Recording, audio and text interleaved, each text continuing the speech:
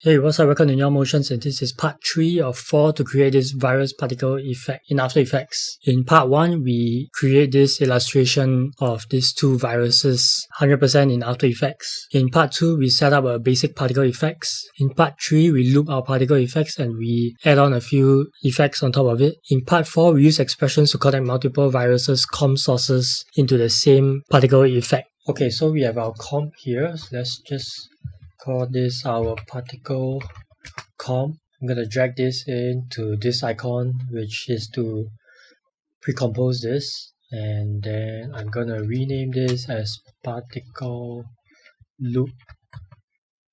So the reason why we start off with black nothing and then we end with nothing is so that we can create a loop. So let's say we come to about 15 seconds. Doesn't really matter where you do it. Ctrl+Shift+D, I break it apart. And the concept is that the start of here will continue with the end of here. So I can join them up here. You can see that this is the start and this is the end. So let's join them a little closer, 20 seconds here. So you want to feel like it is a seamless loop, and where it joins and where it begins. Where it begins and where it ends, can't really tell. So it seems like this is okay. At about 20 seconds seems fine. I'm going to press N to bring my out point to here. Ctrl+Shift+X to trim comp to work area. And then you can see here, because we cut it exactly here to here in the middle, this will continue seamlessly. And then because this is from black, this ends in black and starts with black here, the way it transits over is seamless. So we can play with it and play it from here to here, take it along. Have a look at it. It's wonderful.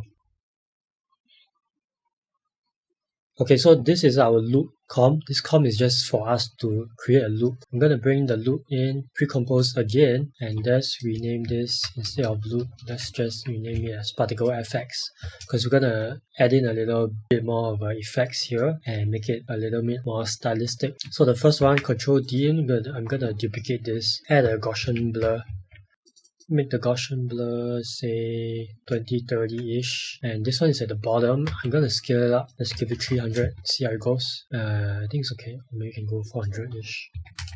400, you can see how much blur you want. So it's up to you, the look that you're going for. The whole idea is just to create a sense of depth between this the items that I can see clearly and the particles that are not maybe at the background or slightly like a camera blur kind of thing. Ctrl+Y will create a solid and we'll just call this BG for background. Bring it all the way to the bottom. Let's bring a RAM. Can use a gradient RAM. I think there's another one. What's it called? Four color gradient. You can try the 4 color gradient.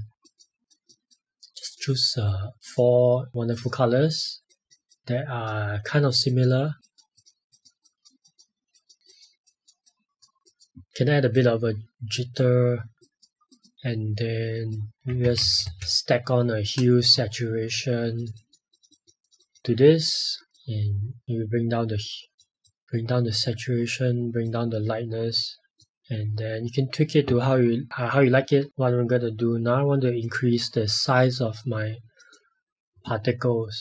Let me see. Let's go into my particle and then change the birth size and depth size. Let's change it to 0.3 to depth size maybe 0.4, so it kind of gets a little bigger as it goes along.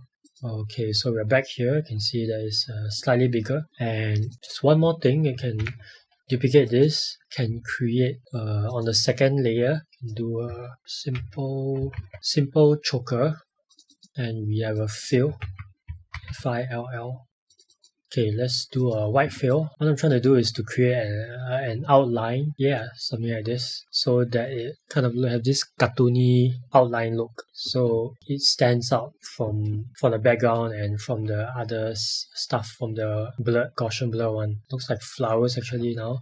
Maybe I should rename this video as making particle flowers. Hey, thanks for watching part 3. Watch part 4, where we connect the additional 2 viruses that we created using expressions to the same particle comp.